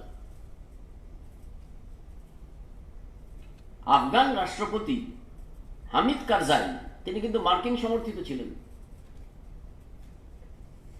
যে হামিদ কারজাই নিজে অভিযোগ করেছিলেন যে আফগানিস্তানে ইসলামিক স্টেটকে ডেকে নিয়ে আসছে আমেরিকা, হেলিকপ্টারে করে রাত্রির বেলা ড্রপ করা হচ্ছে মার্কিন সেনা হেলিকপ্টারে ইসলামিক স্টেটের উগ্রপন্থীদের। আমি বলছি না, হামিদ কারজাই বলেছে, নিয়ে এসছে আফগানিস্তান। বস্তুত তালিবানকে আরো চরমপন্থী করে ইসলামিক স্টেটের সঙ্গে মিশিয়ে দেবার জন্য একটা নকশা হয়েছিল। Exactly that did not happen. আমার নিজের একটা ধারণা আছে যে আইসিস আইসিস আছে, আফগানিস্তানে আছে, সিরিয়াতে তো মেরে পা ভেঙে দিয়েছে, সেগুলো সব অনেকে এখানে আছে। আমার নিজের একটা ধারণা আছে যে তাদের সাথে তালিবানদের সংঘাত হবে, মারপিট হবে, যুদ্ধ হবে। ধারণা, ভুল হতে পারে, ঠিক হলে বলবেন যে বলেছিল। আমেরিকার আফগান যুদ্ধে মার্কিন হিসেবে 6,000 মার্কিন ও ঠিকাদার সেনা মারা গেছে, 55,000 তালিবানি মারা গেছে, কয়েক লক্ষ অসামরিক সাধারণ মানুষ নিহত হয়েছে, গ্রামের পর গ্রাম ধ্বংস হয়েছে, স্কুল উড়ে গেছে। 2009 সালের মে মাস, দু একটা ঘটনা বলছি। আফগানিস্তানের বোলা বলুক খুব হইচই হয়েছিল। বোলা বলুক গ্রামে মার্কিন বিমান বর্ষণে নিহত হয়েছিলেন 130 জন, বেশিরভাগই হচ্ছে বাচ্চা ছেলে। গোটা এলাকা জুড়ে শিশুদের দেহের খণ্ড ছড়িয়েছিল। তদানীন্তন মার্কিন রাষ্ট্রপতি ছিলেন, মার্কিন রাষ্ট্রপতিদের মধ্যে কোট আনকোট সবচেয়ে ভদ্রলোক বলে পরিচিত বারাক ওবামা। ওবামা বলেছিলেন ওটা তালিবানি গ্রেনেড। পশ্চিমী সংবাদ মাধ্যম ঢাক পিটিয়ে তা বিশ্বাসও করিয়েছিল। বড় অংশ এটা বিশ্বাস করেছিল। আর ছেড়ে যাবার সময় এই যে 31শে আগস্ট 2021 ওরা ছেড়ে গেল, তার আগের দিন কি হলো?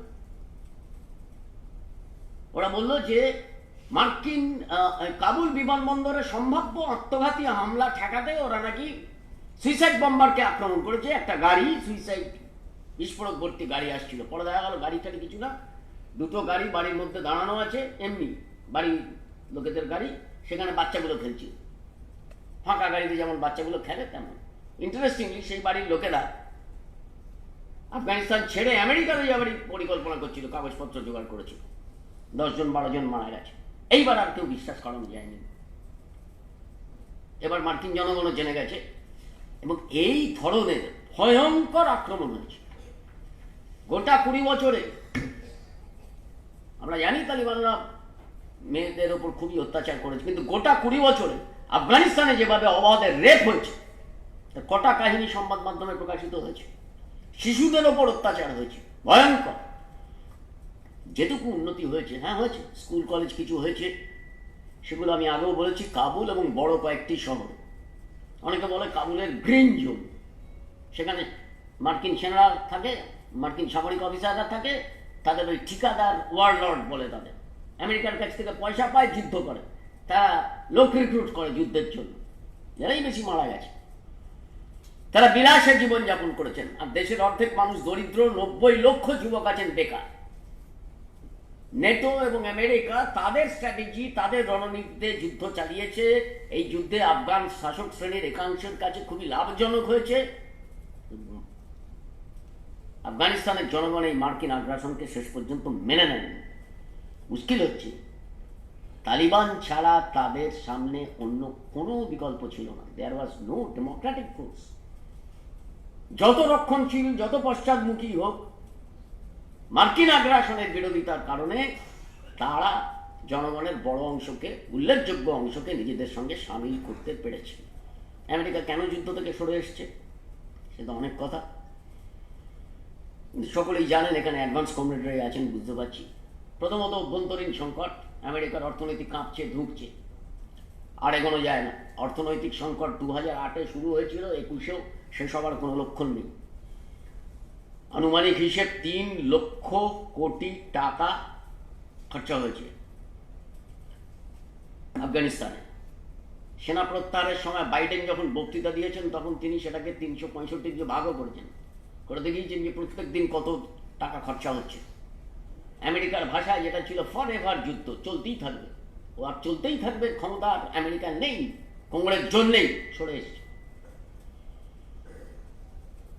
খেলাটা কি এখানেই শেষ? তালিবানদের সঙ্গে আমেরিকার কথা শুরু হয় 2018। আমরা 21-এ দাঁড়িয়ে আছি।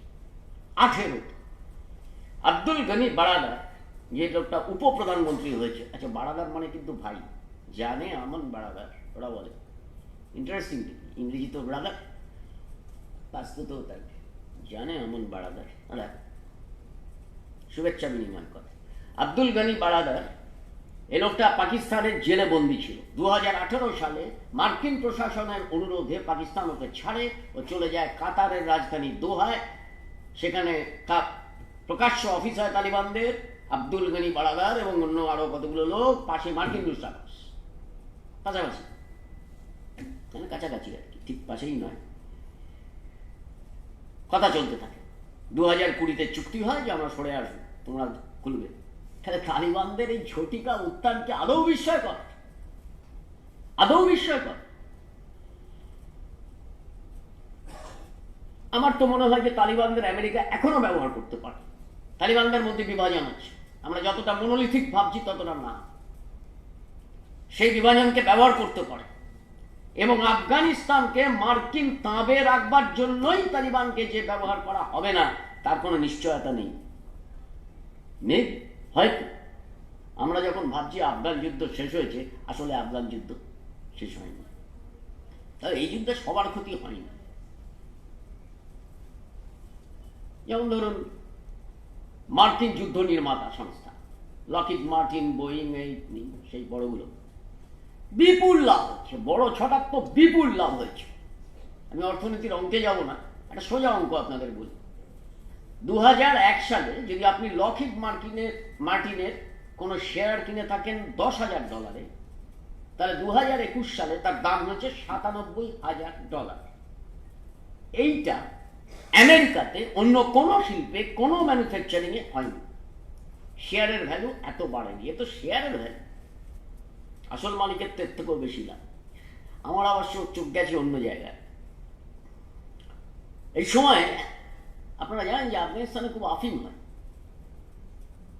এবং এটা প্রচলিত যে আফিম থেকে হেরোইন হয়, মাদক দ্রব্য তৈরি হয়, তালিবানরা তা তৈরি করে, তার থেকে তালিবানরা কর বসায়, তাদের খুব লাভ হয়, চোরাপথে সাপ্লাই হয়। এটা সন্ত্রাসবাদীদের অর্থ উপার্জনের অন্যতম অস্ত্র।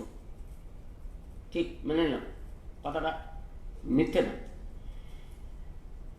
20 বছর ধরে তো ওখানে আমেরিকা ছিল, এবং ঘোষিত অপারেশন থান্ডারবোল্ট, ঘোষিত আফিম চাষ বিরোধী অভিযান, ডিমান্ড নিয়ে অভিযান, বোমা বর্ষণ করছে। সেই সময়ে ধরুন গত 4 বছরে, পুরনো হিসেব বাদ দিন, গত 4 বছরে 3 বছরে আফগানিস্তানের ইতিহাসে সর্বোচ্চ আফিম চাষ হয়েছে। 2017 সালে 9,900 টন আফিম উৎপাদন হয়েছে। যে টাকায় চাষিরা, উৎপাদকরা, যারা গাছটা বানিয়েছে তারা বিক্রি করেছেন, বাকিটা ছেড়ে দিন, বাকিটা কেউ জানে না, তার হিসাব হচ্ছে $140 কোটি। সেটা আফগানিস্তানের মোট অভ্যন্তরীণ উৎপাদন, গ্রস ডোমেস্টিক প্রোডাকশন, জিডিপি, তার 7%, 7%। মহামারীর সময়, এই যে মহামারী, সবে পপি চাষ বেড়েছে 37%।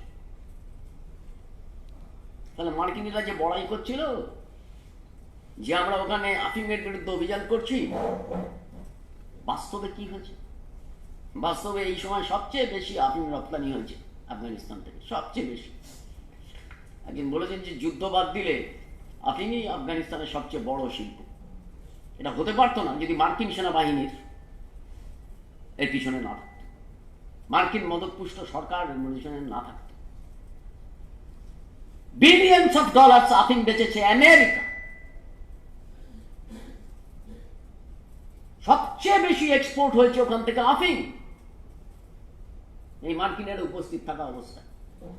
তার থেকে লাভ তুলেছে আমেরিকার কন্ট্রাক্টর, আমেরিকার ভাড়া করা ওয়ার্ল্ডাররা। তার থেকে ফায়দা তুলেছে আমেরিকার মদতপুষ্ট সরকারের মন্ত্রীগুলো, ওই জন্য দ্রুত পালিয়েছে। তালিবানরা যা তোলা তুলেছে ওটা ওদের ট্র্যাডিশনাল। আমরা তো একবার আফিম যুদ্ধ দেখেছি, তার ইতিহাস আমরা জানি। নতুন করে খুব আলো ফেলেছেন অমিতাভ ঘোষ, আপনারা পড়ে রাখতে পারেন তার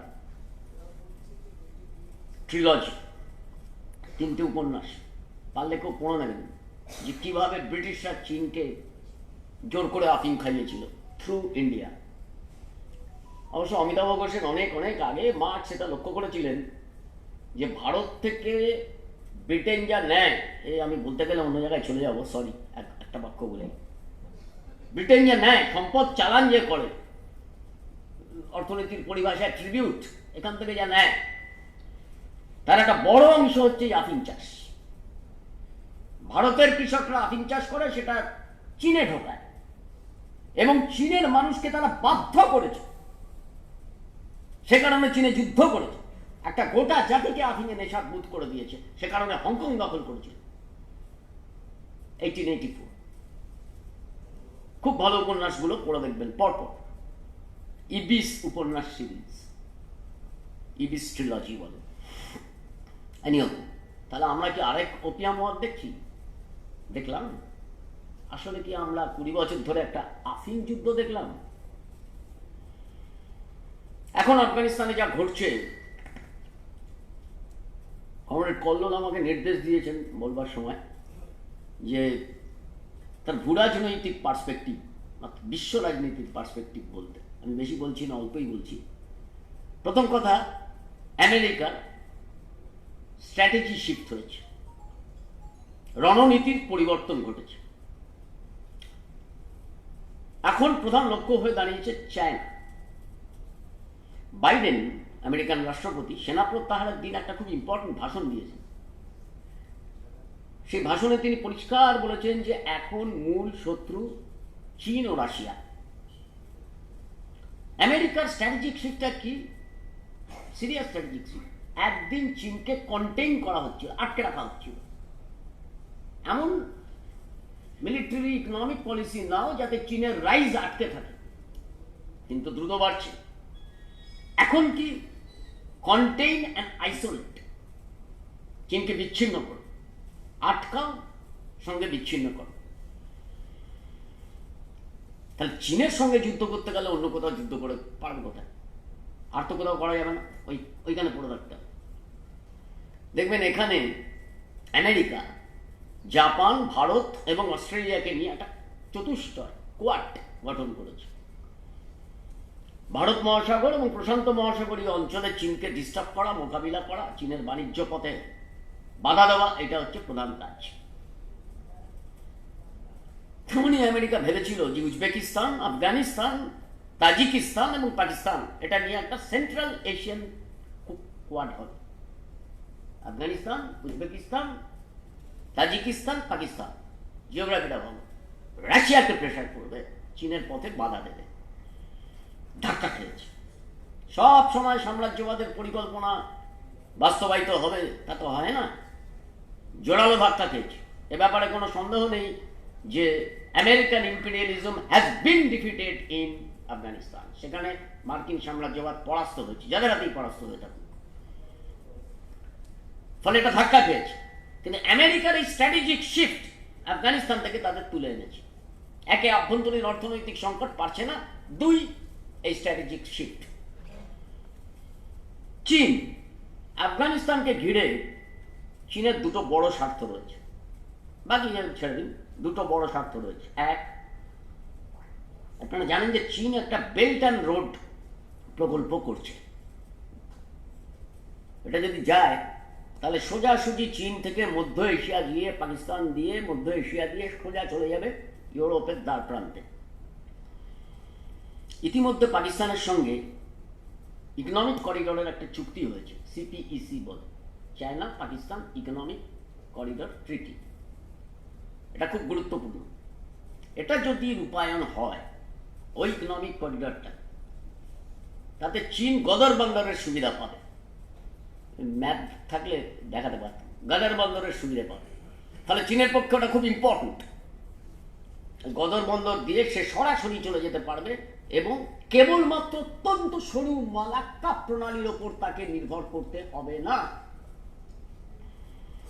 পাকিস্তানেরও খুব লাভ, কারণ প্রচুর চীন পয়সা ঢালবে, বিনিয়োগ হবে। ওই ইকোনমিক করিডোরকে কেন্দ্র করে পাকিস্তানের সামনে কিন্তু একটা ইকোনমিক ডেভেলপমেন্টের একটা গুরুত্বপূর্ণ উজ্জ্বল সম্ভাবনা তৈরি হয়েছে। ফলে চীন আফগানিস্তানে স্টেবিলিটি চায়। চীন আফগানিস্তানে এমন কোনো শাসন চায় না, গন্ডগোল হতেই থাকবে, হতেই থাকবে। আমেরিকাকে তো চাই না। এটা এক নম্বর। দুই, এবার এটা কিন্তু আটকাতে চাইছিল আমেরিকান। ওই যে ইসলামিক স্টেটকে আনা হয়েছে, আইসিসকে আনা হয়েছে বলছিলাম না, তার একটা প্রধান কারণ ছিল এই রাস্তাগুলোকে আক্রমণ করা, এখানে সন্ত্রাসবাদী আক্রমণ হানা। দ্বিতীয়ত, চীনের একটা খুব ইম্পর্টেন্ট ইন্টারেস্ট বা স্বার্থ রয়েছে যে চীনের দেখবেন সিনজিয়াং বলে একটা প্রদেশে উইঘুর বিচ্ছিন্নতাবাদীরা খুব তৎপর। East Turkestan Islamic movement, east Turkestan Islamic movement, তারা একটা পৃথক তুর্কিস্তান রাজ্য চায়, ইসলামিক রাজ্য। এটা র্যাডিক্যাল ইসলামিস্ট। এটা অলরেডি সিনজিয়ানে অনেক সন্ত্রাসবাদী ঘটনা ঘটিয়ে ফেলেছে। চীন খুব কড়া হাতে মোকাবিলা করছে ঠিকই, তাই নিয়ে চেঁচামেচিও হচ্ছে। এরা আফগানিস্তানে ঘাঁটি বেড়েছে, ফলে আমেরিকার মদতেই ঘটেছে। ফলে এদের সাথে আল কায়দারও যোগাযোগ আছে। তাহলে চীন চায় ওখানে এমন কোন সরকার হোক যারা ওই মাটিকে চীনের বিরুদ্ধে সন্ত্রাসবাদী কোনো গোষ্ঠীকে ব্যবহার করতে দেবে না। এবং বারবার দেখবেন চীন এই কথা বলছে, বারবার বলছে তালিবানদের সম্পর্কে। প্রত্যেক দিন চীনের বিদেশ দপ্তরের মুখপাত্র, বিদেশ মন্ত্রী যখনই প্রেস কনফারেন্স করছে তখনই এই কথাটা বলছে যে তালিবানকে গ্যারান্টি করতে হবে যে আফগানিস্তানের মাটি যেন টেররিস্টদের জন্য থার্ড দেশে, তৃতীয় দেশে সন্ত্রাসের জন্য ব্যবহৃত না হয়। রাশিয়া, তার ইন্টারেস্টটা কি? ওই যে মধ্য এশিয়ায় অস্থিরতা প্রশমন করতে চায়, এবং একটু আগে যে আমি বলছিলাম যে আমেরিকা ওখানে একটা কোয়াড বাড়ানোর চেষ্টা করছে উজবেকিস্তান, তাজিকিস্তান, পাকিস্তানকে নিয়ে, সেটাকে কন্ট্রোলে রাখা। আফগানিস্তানটা গেল, ওই কোয়াডের একটা গেছে, পড়ে গেছে, ফলে ওটা রাশিয়ার ইন্টারেস্ট। এক্ষুনি তালিবানদের সাথে সংঘাতে ওই জন্য যেতে চাইছে না, দূরে থাকছে।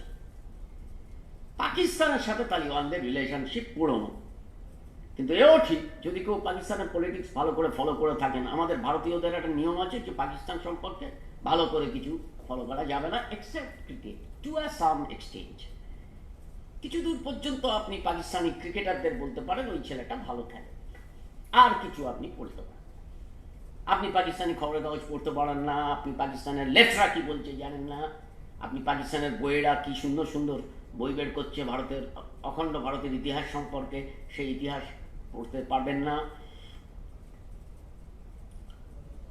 পাকিস্তানের সাথে তালিবানের সম্পর্ক আছে, এটা ঠিক। পাকিস্তানের সাথে আফগানিস্তানের 3400 কিলোমিটারের একটা সীমান্ত আছে, বিতর্কিত সীমান্ত। সোজা লাইন টেনে দিয়েছিল ব্রিটিশরা, ডুরান্ড লাইন বলে। সর্বদা অস্থির হয়ে থাকে, ওখানে ঢুকে পড়ছে, এখানে ঢুকে পড়ছে, সর্বদা। এবং দেখবেন এই গন্ডগোলের সময় তো পাকিস্তানের চমন বলে একটা জায়গায় প্রচুর ছবি কাগজে বেরিয়েছে, শরণার্থীরা ঢুকছে, পাকিস্তান খুব একটা আটকায়নি। পাকিস্তান তার নিয়ারেস্ট প্রতিবেশী আফগানিস্তানে এমন একটা সরকার চায় যে সরকারটা মোটামুটি শান্ত থাকবে। ভালো করে লক্ষ্য করে দেখবেন, এবং কেউ যদি পাকিস্তানি ডিপ্লোম্যাটদের ফলো করে থাকেন, মন্তব্য ইত্যাদি, তারা কিন্তু শুধু তালিবানের গভর্নমেন্ট চায়নি, যা হলো। তারা চাইছিল, এবং আরো আরো দেশ চাইছিল, চীনও চাইছিল, রাশিয়াও চাইছিল, যে ওখানে একটা প্রতিনিধিত্বমূলক সরকার হোক, অন্যান্য পলিটিক্যাল ফোর্সেসকে নিয়ে একটা সরকার হোক। পাকিস্তানও তাই চাইছিল, সেটা এখনো হয়নি। তালিবানদের একার মন্ত্রিসভা হয়েছে, কোথায় যাবে তালিবান শাসন তো জানে না। তালিবানদের ওপর এখনো পাকিস্তানের কিছু প্রভাব থাকতে পারে, এই হাক্কানি গোষ্ঠী ইত্যাদি। আর আমাদের কি অবস্থা? ভারত আরেকটা নেবার, বিশ্ব রাজনীতির বিরাট প্লেয়ার, বিশ্বগুরু, তারা তো আফগানিস্তানে আমেরিকা যা বলেছে তাতে হ্যাঁ করেছে এতদিন ধরে, অনেকদিন ধরে করেছে। এখন আমেরিকার হাঁড়ি উল্টেছে, আর আমাদেরও হাঁড়ি উল্টে গেছে। নো ওয়াজ ইন ইন্টারেস্টেড, নয়াদিল্লির বিপাক। এই যে কূটনৈতিক প্রক্রিয়া 3 বছর ধরে চলল, তাতে ভারতের ভূমিকা কি? শূন্য, বিগ জিরো। কারণ আমেরিকান ডিপ্লোম্যাটরা যা যা বলেছে ও তা তা বলেছে, ফলে ওকে আর ডাকিনি। পরের দিকে আর ভারতের বিদেশ মন্ত্রীকে কেউ ডাকতই না। কাতারে আমাদের যে রাষ্ট্রদূত হয় যিনি থাকেন, তাকে আর পরের দিকে কেউ ডাকতই না, মানে সবাই জানে যে তো কার্বন কপি। তো আমেরিকান ডিপ্লোম্যাটের কাছ থেকে আমরা জেনে নেবো যে নয়াদিল্লি কি ভাবছে। ফলে সেলফ আইসোলেটেড, নীতি নির্ধারণ করতে হবে নতুন করে। এবং এই যে নতুন করে নীতি নির্ধারণ করতে হবে, এখানে একটা খুব ইন্টারেস্টিং ব্যাপার হচ্ছে, আমেরিকার সাথে তালিবানের রিলেশনশিপ কি হয় তার উপরে নির্ভর করবে ভারতের আফগানিস্তান নীতি কি হয়। কারণ আমরা জুনিয়র পার্টনার হয়ে গেছি। বহুদিন ধরে আমাদের পার্টি বারবার সাবধান করেছে যে মার্কিন স্ট্র্যাটেজির সঙ্গে নিজেদের পুরো জড়িয়ে ফেলবেন না, তার জুনিয়র পার্টনার হবেন না। এরা একেবারে ক্ষত কাঁধের সামনে এসে পড়বে। বেশি আলোচনায় যাব না। এই ঘটনাটার ভারতে কি প্রভাব পড়বে আফগানিস্তানে? ভালো প্রভাব পড়বে না তো খারাপ প্রভাব পড়বে। প্রথমত কাশ্মীর ডিস্টার্ব হতে পারে, ঠিক, কাশ্মীর ডিস্টার্ব হতে পারে। কাশ্মীরে যে বিভিন্ন অংশগুলো আছে, এই নয় যে তালিবান কাশ্মীরে ঢুকবে, এটা বাজে কথা। তালিবান কোথা থেকে ঘুরে ঘুরে তালিবান ঢুকবে কি করে, ওগুলো বাজে কথা। ওগুলো সোশ্যাল মিডিয়ায় চলতে পারে, সিরিয়াস আলোচনার ব্যাপার না। কিন্তু এই গ্রুপগুলো তারা উৎসাহিত হতে পারে এবং অ্যাটাক বাড়তে পারে, অশান্তি বাড়তে পারে, এটা ফ্যাক্ট। 2 নম্বর হচ্ছে ভারতবর্ষের মধ্যে ইসলামিক মৌলবাদ বাড়তে পারে। র্যাডিক্যাল ইসলাম যদি আফগানিস্তানে জয়ী হয়, তাহলে ভারতবর্ষে র্যাডিক্যাল ইসলামের সাথে যারা চলে যাচ্ছে তারা মনে করতে পারে যে চরমপন্থী ইসলামের একটা উজ্জ্বল ভবিষ্যৎ আছে। ফলে ইসলামিক মৌলবাদ বাড়তে পারে, নানা রঙের ইসলামিক মৌলবাদ ভারতবর্ষে বাড়তে পারে। আর 3 নম্বরটা কি, ইতিমধ্যেই শুরু হয়ে গেছে, তালিবানকে ব্যবহার করতে শুরু করেছে, মানে তালিবানের ক্ষমতা দখলকে ব্যবহার করতে শুরু করেছে হিন্দুত্ববাদীরা। তারা ভয় দেখাচ্ছে। ইতিমধ্যেই দেশের সমগ্র মুসলিম জনগণকে তালিবান বলে চিহ্নিত করার প্রক্রিয়ায় ঢালাও প্রচার চলছে সোশ্যাল মিডিয়ায়, টুইটারে, ইনস্টাগ্রামে, হোয়াটসঅ্যাপে। মানে ভারতে মেরুকরণকে, সাম্প্রদায়িক মেরুকরণকে তীব্র করতে হিন্দুত্ববাদীরা আফগানিস্তানের তালিবানের ক্ষমতা দখলকে ব্যবহার করবে। ধরুন তালিবান একটা বাজে কাজ করবে, সঙ্গে সঙ্গে ভারতীয় মুসলিম সমাজের বিরুদ্ধে বিষোদ্গার শুরু হবে। তাহলে খুব টাফ সিচুয়েশনের মধ্যে আমরা ভারতবর্ষের ডেমোক্রেটিক ফোর্সের সামনে কিন্তু একটা টাফ চ্যালেঞ্জ এসে দাঁড়ালো। আমি যাকে দিয়ে আমার আলোচনা শুরু করেছিলাম তাকে দিয়েই শেষ করি। ওই যে আব্দুর রহমান, সৈয়দ মুস্তফা আলীর পরিচালক, কাবুলে অস্থিরতা দেখে যখন মুস্তফা আলী দেশে ফিরছেন, তখন ওই আব্দুর রহমানও তার সাথে ফিরতে চেয়েছিল। হুজুর আমাকে ভারতে নিয়ে যান। বিশাল দেহি, যতটা লম্বা ততটা চওড়া, কিন্তু শিশুর মতো আবদার করছে, অনুনয় বিনয় করছে, কখনো রাগ করছে, কখনো অভিমান দেখাচ্ছে। মুস্তফা আলী বলছে, তোমায় আমি কি করে নেবো আব্দুল, তোমার এখানে বউ বাচ্চা আছে, তুমি তার বাপ মা আছে, এদের ছেড়ে কোথায় যাবে? তোমাকে ওরা নেবে কেন? তখন আসলে ব্রিটিশরা ইভাকুয়েশন করছিল, এরকম ইভাকুয়েশন করছিল, কারণ বাচ্চা সাকাও আমানুল্লাহ খানকে হাঁটিয়ে ক্ষমতা দখল করেছে। পরে হাবিবুল্লাহ খান নাম দিয়ে যিনি বাদশাহ হয়েছিলেন, আসলে ডাকাত ছিল, বাচ্চা সাকাও বলতো। ইভাকুয়েট করছিল, তাতে কোনো ক্রমে মুস্তফা আলী নিজের নাম জুড়ে দিতে পেরেছে। প্রথম দিকে ওকে রাজি হয়নি, ওর আচার আচরণ ব্রিটিশরা পছন্দ করতো না। ব্রিটিশ ইন্ডিয়া তো, তখন তো ব্রিটিশ ইন্ডিয়া, ভারতে চলে আসবে। ওরা তোমাকে নেবেই বা কেন? ও বলছে, আমি কোনো ক্রমে উঠে গুঁজে একটা প্লেনের মধ্যে গুঁজে পড়ে থাকবো, কাউকে বলবে, মানে কাউকে আমি অসুবিধা করবো। বারবার বলছে যে দেশে গিয়ে আপনাকে আমি ভালো রান্না করে দেবো হুজুর, আপনার তখন বিয়ে হয়নি মুস্তফা আলী, আপনার সাদিয়ানায় আমি বন্দুক ছুড়বো। ওই বন্দুক ছোঁড়াটা ওদের একটা স্টাইল, উৎসবের, তালিবানিরাও করেছে। নানা রকম উন্নয় বিনয়ের পরে ফাইনালি সে কি বলে। আসলে মুজতবা আলী ফার্সি ভাষায়, আমি জানি আপনারা আপনার আন্দাজ করছিলেন যে এ বলছে না কেন, ফার্সি ভাষায় রবীন্দ্রনাথের কাবুলিওয়ালা আব্দুর রহমানকে অনুবাদ করে শুনিয়েছিল। ফলে একেবারে শেষ অস্ত্র হিসেবে আব্দুর রহমান এটা বলে যে মিমি যদি রহমতকে অত ভালোবেসে থাকতে পারে, তাহলে আপনার ভাইপো ভাইঝিরা আমাকে ভালোবাসবে না? বিশ্ব রাজনীতির সমস্ত ধূম্র জালের ঊর্ধ্বে শেষ পর্যন্ত কিন্তু এই প্রশ্নটাই জেগে থাকে। ধন্যবাদ।